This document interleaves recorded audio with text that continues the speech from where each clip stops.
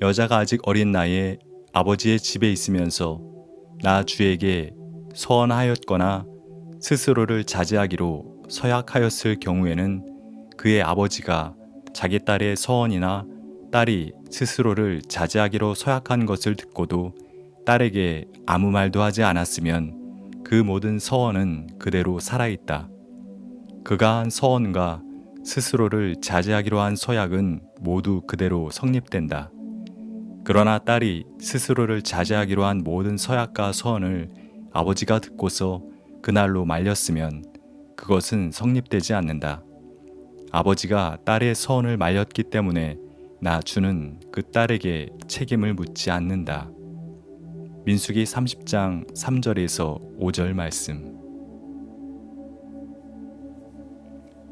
살다 보면 하나님께 서원 기도를 드릴 때가 있습니다.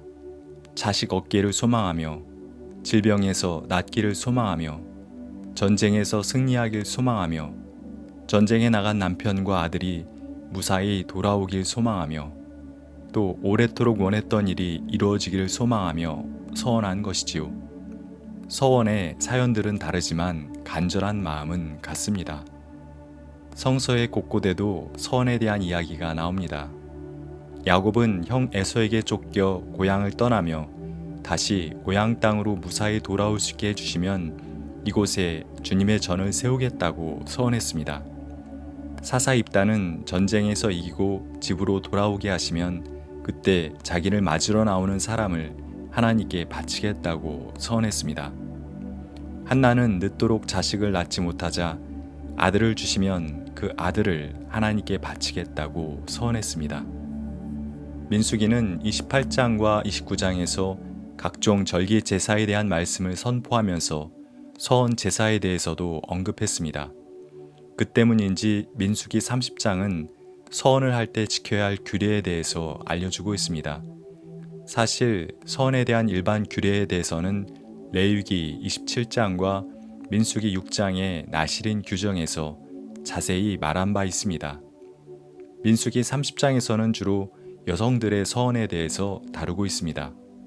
남성의 서원에 대해서는 딱 한마디 2절에서 하고 있습니다. 남자가 나 주에게 서원을 하였거나 맹세하여 스스로를 자제하기로 서약하였으면 그는 자기가 한 말을 어겨서는 안 된다. 그는 입으로 한 말을 다 지켜야 한다. 여성의 서원은 서원 주체에 따라서 다음과 같이 나누어집니다. 시집을 가지 않은 딸의 서원, 결혼한 여자의 서원, 과부나 이혼당한 여자의 서원. 첫째, 시집을 가지 않은 딸이 서원한 경우. 아버지가 딸의 서원을 듣고도 그것에 대해 아무 말도 하지 않으면 그 서원은 성립됩니다. 그러나 아버지가 그 서원을 말리면 그 서원은 성립되지 않습니다. 둘째, 결혼한 여자가 서원한 경우. 그의 서원을 듣고 남편이 아무 말도 하지 않으면 그 서원은 성립됩니다. 그러나 남편이 그 서원을 말리면 그 서원은 성립되지 않습니다. 셋째, 과부나 이혼당한 여자가 서원을 한 경우. 과부나 이혼당한 여자는 그 스스로 서원할 수 있고 그의 말로써 서원이 성립됩니다. 민수기는 딸과 아내에 대한 서원에 대한 결정 권한이 아버지와 남편에게 있다고 못 받고 있습니다. 여성을 남성의 소유물처럼 여긴 가부장제 사회였기에 가능한 일이죠. 그러나 성서학자들 중에는 서원은 제사 비용이 발생하는 일이었기 때문에 여성에게 경제적 책임을 지우지 않기 위해 그런 조치가 만들어졌다고 말하는 이도 있습니다. 딸이나 아내가 너무 사소한 이유로 자주 하나님께 서원을 할 경우 경제적 부담이 커지기 때문에 그를 막고자 아버지나 남편의 허락을 받도록 과정을 만들었다는 겁니다. 과부와 이혼한 여성이 서원할 경우는 서원의 결정 권한이 본인들에게 있다고 말했는데 이것은 그들의 독립된 권한을 인정한 것일 수도 있지만 그보다는 그들의 서원제사 비용에 대해 그 누구도 연대 책임을 지지 않는다는 좀 슬픈 말일 수도 있습니다. 서원에 대한 구약 성서의 메시지는 분명합니다. 남성이 되었든 여성이 되었든 함부로 서원하지 말라.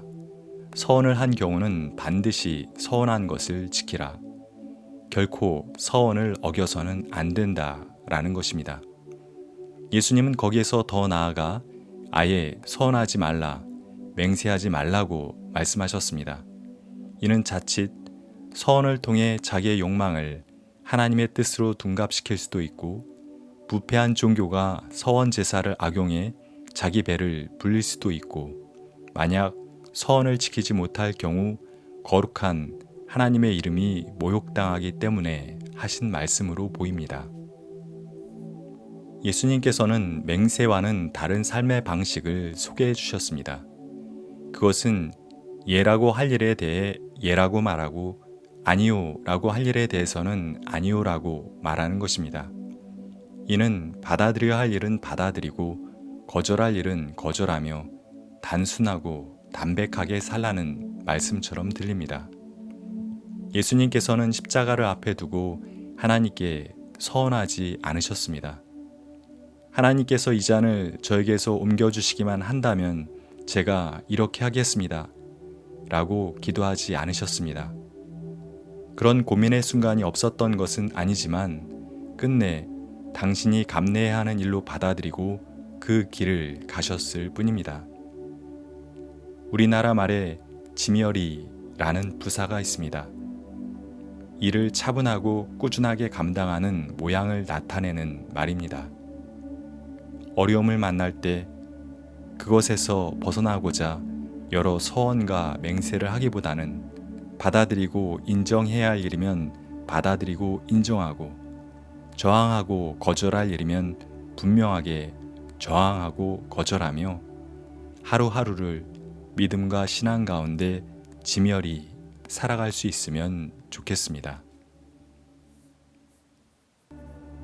하나님, 욕망에 이끌리거나 두려움에 짓눌려 섣불리 하나님께 맹세를 하곤 그 맹세를 잘 지키지 못하는 연약한 우리를 불쌍히 여겨주소서.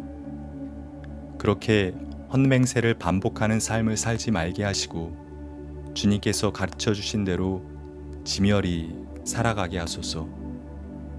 믿음 안에서 차분하고 꾸준한 모습으로 살게 하소서. 순종할 일은 끝까지 순종하고 저항할 일은 분명히 저항하며 살게 하소서. 아멘.